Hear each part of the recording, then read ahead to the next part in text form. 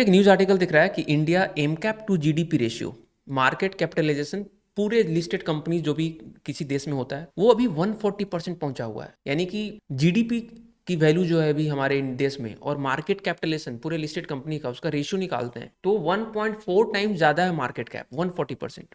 We need more regulation of our financial market. Second पढ़ देते हैं, इकोनॉमिक सर्वे का भी सेम वार्निंग आता है कि भाई high market cap to GDP ratio not necessarily a sign of economic advancement, can lead to market instability. Economic survey, इस बार का भी इकोनॉमिक सर्वे में सिमिलर जिक्र है। तो आखिर दिक्कत क्या है? मार्केट कैप अगर जीडीपी के रिस्पेक्ट में ज्यादा है तो क्या दिक्कत है? देखो, इसको पहले तो एक पॉपुलर इंडिकेटर के नाम से फेमस है, इसको बफेट इंडिकेटर बोलते हैं, बिकॉज वॉरेन बफेट इस रेशियो को यूज करके किसी भी देश के वैल्यूएशंस को समझने में मदद मिलती है।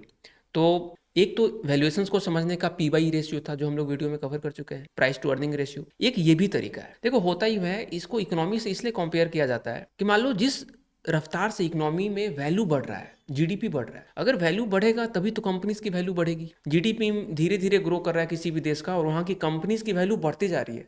तो कंपनीज की वैल्यू क्यों ज़्यादा बढ़ रही है? बिकॉज सब लोग पैसा डालते जा रहे हैं स्टॉक मार्केट में और शेयर्स खरीदते जा रहे हैं। तो बेसिकली बबल्स हो रहा है, वो ओवर वैल्यूएशन, बबल क्रिएट हो रहा है, वैल्यू नहीं बढ़ रहा कंपनी का। इसलिए ये इंडिकेटर बहुत इंपॉर्टेंट हो जाता है कि मार्केट कैप तो बढ़ रहा है पूरे देश का, लिस्टेड कंपनी का, but that is not on the basis of economy, that is not on the basis of overall growth. तो उदय कोटक सर का भी वही कहना था, he expressed concerns on excessive financialization. इसको ओवर फाइनेंशियलाइजेशन कहते हैं। दैट मीन्स कि maximum retail people they are putting money in the financial market, यहाँ पे लिखा है। तो देखो, होता ही है कि जब large part of the house hold saving, जो भी सेविंग्स होता है रिटेलर्स का, वो अगर स्टॉक मार्केट में आंख मूंद कर डालने लगेंगे तो क्या होगा? That leads to excessive financialization और वो इकोनॉमी को हर्ट करता है। And cost may be particularly high for a low middle income country like India.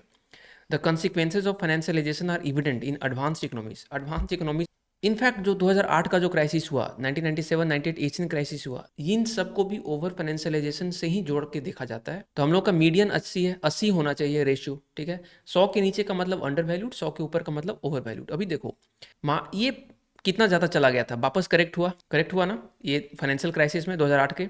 उसके बाद इसी के आसपास रहा, फिर कोरोना में थोड़ा नीचे गया, फिर देखो अभी देखो कितना पीक पे चला गया, 140 चला गया। ये करेक्ट फिर होगा, पक्का करेक्ट होगा, क्योंकि ओवर वैल्यूड है, बबल बन चुका है काइंड ऑफ। तो ये कहीं ना कहीं इसकी राइट वैल्यू 100 है, 100 या 80 मीडियन के मान के चलो।